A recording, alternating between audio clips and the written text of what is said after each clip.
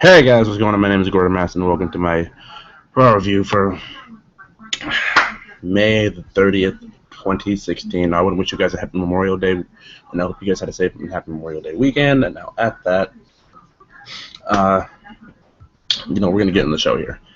And I'm going to cut the intro. Like, I just feel at this point that it isn't really needed. You guys know what I'm about. You guys know what we do. You guys know what happens here. So you know what? I have my notes, and we're gonna jump into the show. So, the usual thing we get with these holidays, Veterans Day, Memorial Day, all that stuff like that. It's just like we're gonna sit out there. They're gonna toll the bell 10 times in honor and respect, and in silence to our troops, and those who fought for our freedom and those who fought in our country. And they did that. You got the regular video package, you got everything else that follows and proceeds with that, and then Monday Night Raw opens, and we start out with Shane and Stephanie McMahon. Oh my gosh. We start with Shane and Stephanie McMahon. And I'm sorry, people. Let me turn that down. We start with Shane and Stephanie McMahon. And they basically talk about the whole brand split like they were talking about before, and how it's going to impact everybody. And one of the biggest groups that I don't think anybody's really talked about, like what's going to happen to these tag teams, what's going to happen to those tag teams. Yeah, you try to start some things already.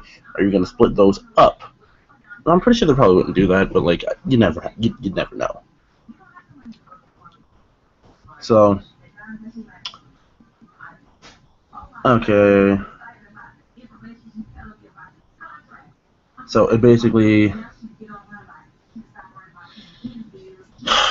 I'm sorry, people. It basically goes with brand extension and everything, and yeah. But New Day comes out and they say, have you guys determined who's running the shows between Raw and SmackDown? And they do the whole who thing. And I mean, to follow that, I mean,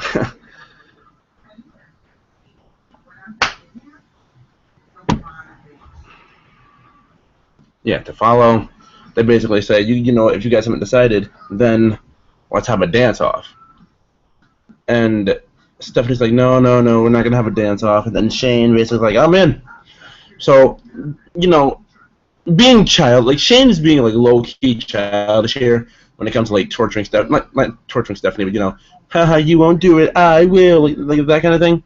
And yeah, oh my goodness, my phone just keeps doing this all out of nowhere.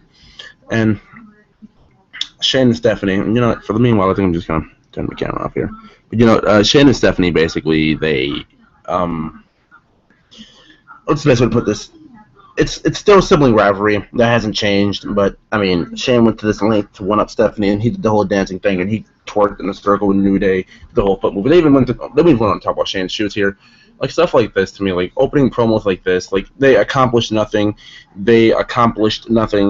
Like if you're just doing this to like say it amped up, what's going on between Shane and Stephanie. Yeah, I guess it kind of did, but you could have done something more than just sit them out here for 15 minutes and have them just. You could have done more with them. You could have done more with this in general. Like it's just, oh my god. But at the end of the day, I guess this is what they want to do, and this is what they wanted to do. So I mean, yeah. But as Stephanie was gonna start doing stuff like dancing and all that, we move on to the Vaudevillains, who come out and interrupt Stephanie. And I honestly realized Stephanie's about to start twerking. Like, that's honestly what it looked like, and that's honestly what I thought was going to happen. So, I mean, it didn't happen, and I guess we digress from that. So, let's move it on. Okay, so we get the New Day versus the Vaudevillains, And basically, this match ends by DQ with interference from Gallows and Anderson, who basically say they're going to make their mark. And I'm just like, yes, we're doing this. Gallows and Anderson have a direction since they're done with AJ, and it is the tag titles. And I would hope that, what's the one word? Continuity. I would hope that the continuity that they have here, sticks through, and they don't just, aim at one target.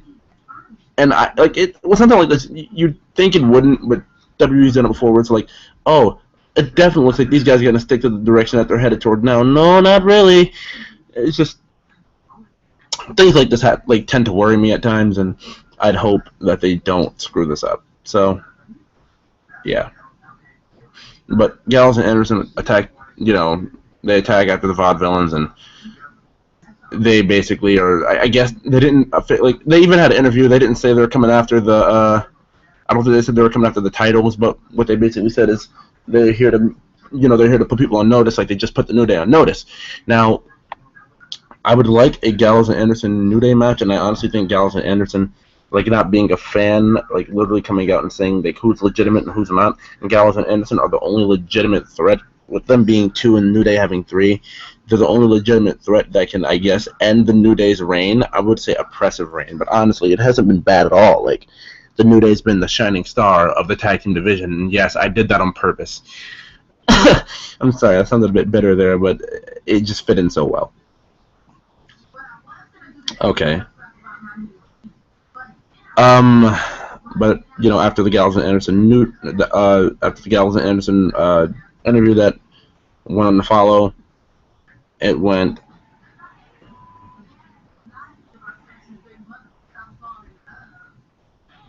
Okay, Roman Reigns and Seth Rollins. This was next, and I say it in that way because dude, honestly, and my phone stopped going off, so I can, confidently put the light back on, just not blinding you guys and making you feel like me. No, I'm only kidding. But this is basically Roman coming out, calling out Seth. By the way, update here, the crowd continues to boo Roman Reigns.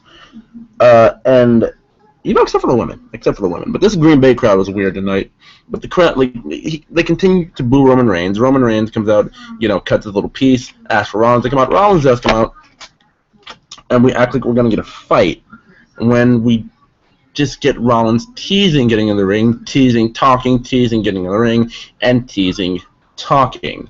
Now, at the same time, what this just feels like to me is Vince compromising the feud to, establish Rollins as the heel. They're really going the extra mile, because fans are going to want these two to fight. And, if you don't fight in wrestling when the fans want you to fight, they basically don't like you. It's it's like one of those things in school where kids instigate a fight, and then they get an entire crowd there ready to watch you fight. And if you back down, you seem scared, or you seem like a coward, or you seem like you're the lesser of the two that are going to fight, and you're going to get beat. Now, in this case, to break it down that way, Seth Rollins seems like that guy. And the way that they brought him back all confident, and and just to completely make a 180 and attempt to make him like this, to make him the chicken shit, to get Roman over and not booed, it doesn't work, because still, after Roman called him out and his music hit, the crowd popped. People want to see Seth Rollins. People want to cheer this guy. You can't try and feed it to me oh, well, Seth is totally the bad guy, because whatever feud Roman Reigns is, he's going to be the bad guy. That's just kind of the way this works. So, with that being said, we're going to move on. Rollins, like I said, he comes out. He teases like he's going to come down a couple of times. He even goes backstage to run back down to the apron. I think he's going to get in the ring, then Roman turns back around. And, yeah, that's how that works. So, yeah, that's kind of what happened there. Okay, so up next we had Golden Truth on commentary, where our truth I have to keep mentioning, called Coach I mean, Byron Saxton coach, which was like the most hilarious thing ever. And Fandango and Tyler Breeze are known as Breeze Dongo. Actually, no, let me get this completely down right if I didn't, Breezango, not Breeze Dongo, Breezango. When honestly, they missed out on a perfect opportunity to name this tag team for Breeze. Like, and that's not my idea. I've been seeing it all over the internet. I've been hearing it all over the internet. CM Pulse, one guy I've heard it from, John and Ashton over at Twitwell, Eon Nizzle, as I mention them most of the time here on these things. They brought it up. I think they were the first to bring it up, like the cleaning product Febreze. And I mean, you totally could have went with this, but I don't know. Could they have gotten hit with copyright if they would have? Because I honestly think this is so obvious. You can't even miss it. And if they did miss it, the writers in that room, dude. The writers in that room. Like, come on. Okay. So, the Usos versus Breezango and Golden Truth. The Usos won with the roll-up. This match wasn't really much. And then it broke out into Golden Truth and Breezango brawling and Golden Truth getting on the same page. And I guess the story of this was Golden Truth getting on the same page on commentary more so than it was the match. It felt more as if, like, we have to get the Usos on television because, they weren't on television last week. And we figure them as one of the most integral parts of our tag team division. And they're Roman's cousins, kind of. So it's like, we got to get them on TV that way. So, and, I mean, the Usos going with the roll-up. I want to say I appreciate the fact that you try to protect these guys by winning with a roll-up instead of just hitting a straight-out Uso, super kick, super splash, super Uso combo. But still, when these guys don't get many wins that often, and they have gotten few wins over a team that's not even established, like Golden Truth, who only has a couple of wins and a couple of video package to boot to like really solidify them, it's not really much protecting when these guys don't do much to win much in the first place. So there's that. What is that? Just her makeup? Okay, so where are we here? Okay. And I did like mess up and skip over one thing there. Like I put it in the wrong order. It was supposed to be the Usos first, then the Roman and Seth thing. But up next, and I'm guaranteeing you this, up next we get Rusev defeating Zack Ryder with an accolade. And you know what? Until we see what came later, which we'll get to, I was going to be the biggest critic of this entire situation. Because obviously, for anyone who's seen SmackDown, they'll know that Rusev is going to be facing Titus pretty soon. I'm like, no. Excuse me. No, they probably just did that for some SmackDown crap or whatever. But no, Rusev is going to be facing Titus for the title. And I feel like we've taken a backstep in character direction. It might have just been this one night because it was Memorial Day, and it was the easiest form of heat for Rusev to get. But I feel like we took a step backwards to that Rusev's character because, we went from arrogant, I'm better than you, I'm the Bulgarian brute, I'm physically more imposing than you in every way type of Rusev. We went from that Rusev to ha, America, I represent you as your champion. Ha, ha, ha, ha, ha, ha, ha. This place needs someone like me. And, yeah, we went back to America versus Bulgaria. And I know before it was America versus Russia. Okay, well, you can be smart and say, well, it's different. It's America versus Bulgaria. It's really not different. If I have anything to say about next week, or SmackDown, what I hope they do with Rusev, is I honestly hope they really just put some kind of progression into what he did. Forward progression, not just stagnant Bulgarian brute.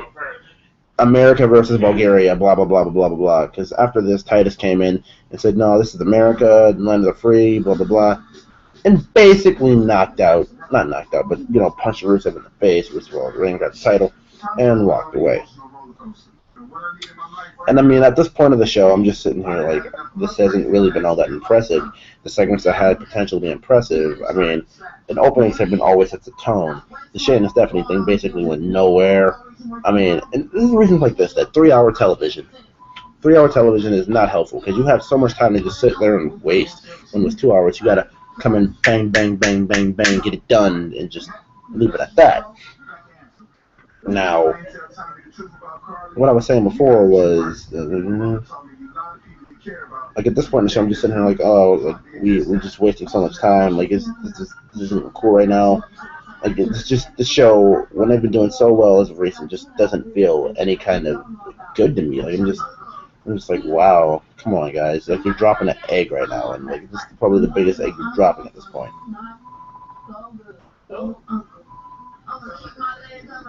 So up next, we get Enzo and Cass versus the Dudleys. Enzo and Cass come out, bada boom, Mills got in the room, how you doing? And they do a whole sandwich routine, talking about all sorts of cheeses and everything, and how what they're gonna give them a big root sandwich and all that stuff. And then they go down and name a whole bunch of cheese and like down under cheese. And I mean, for a second, I started thinking, whoa, well, Cass, that was a bit inappropriate, and the crowd just loving. I'm like, well, whatever. And if that totally went over my head, and you was talking about something else, then whatever.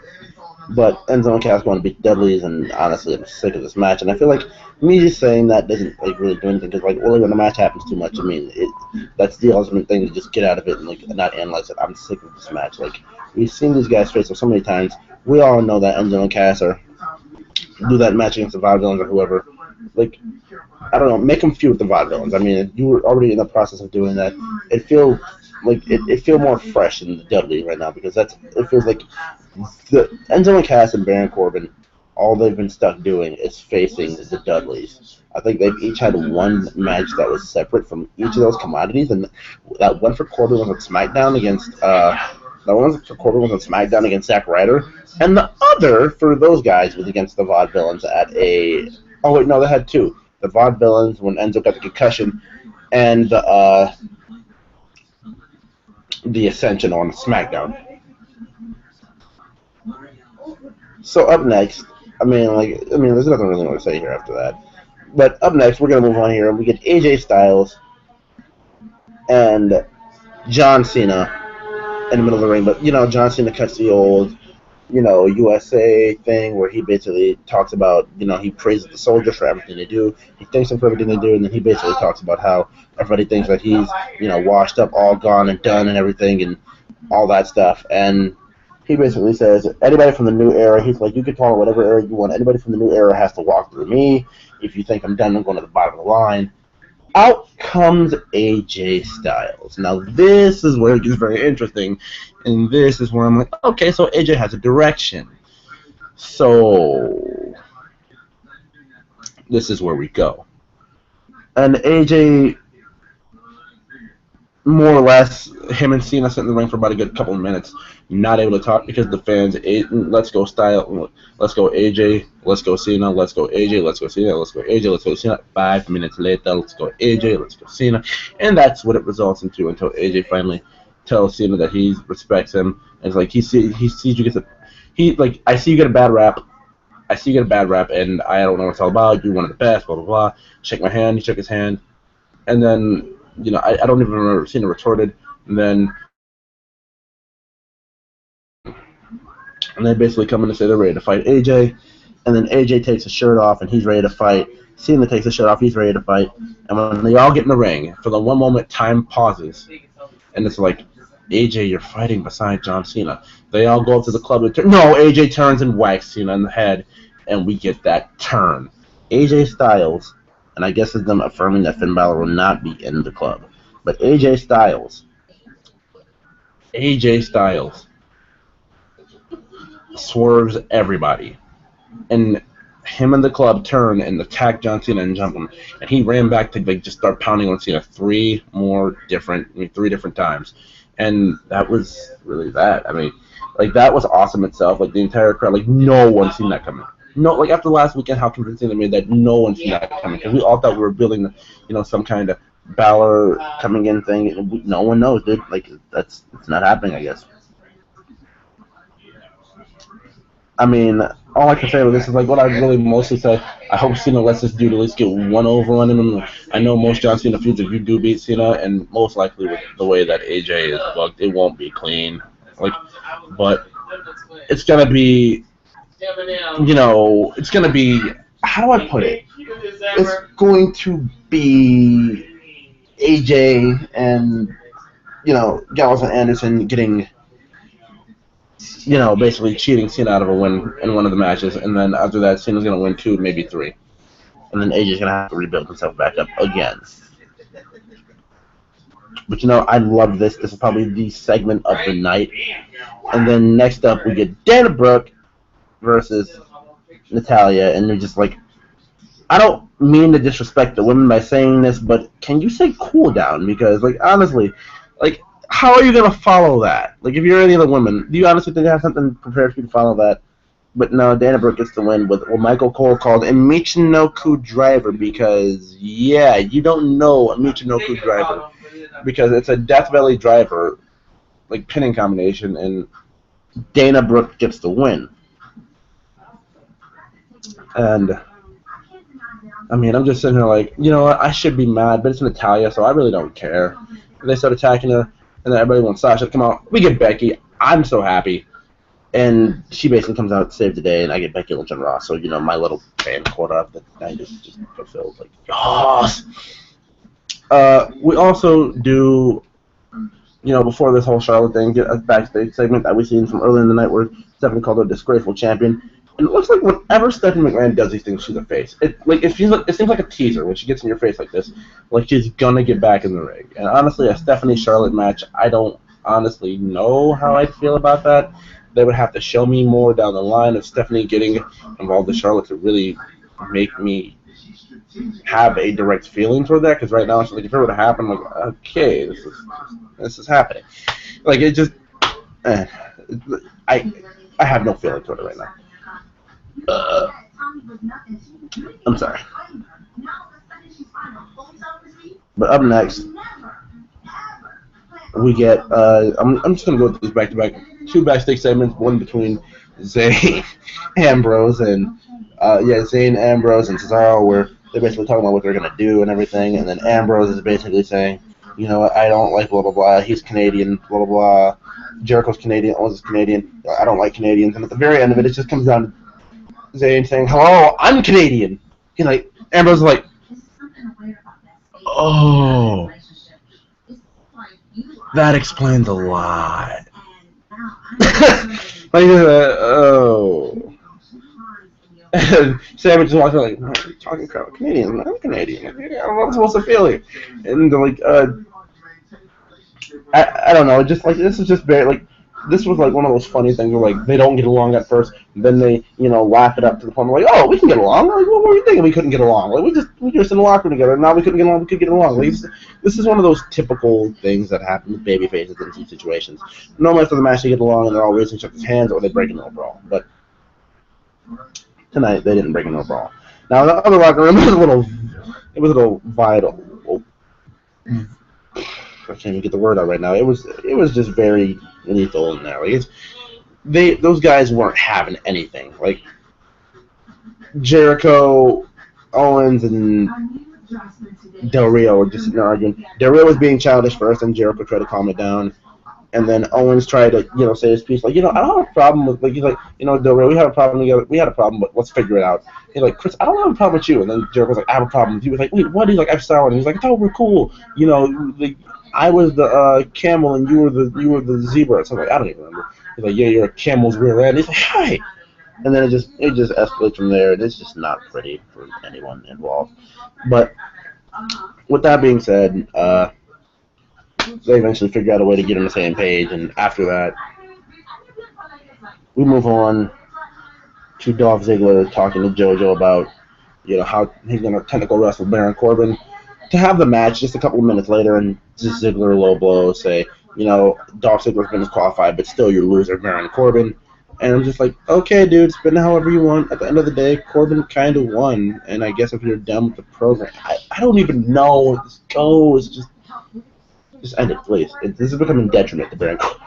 Like, please, like, you're just keeping him with this guy who's, in a sense, the perfect jobber in WWE terms. Was like, dude, you get a segment, you get a spot, but whenever new dudes come in, let's just like really put it in perspective. Like whenever somebody new comes in, feeding the Dolph, he's kind of the guy that gets people over around here, and the well-established guy who can just put some guys over and lose.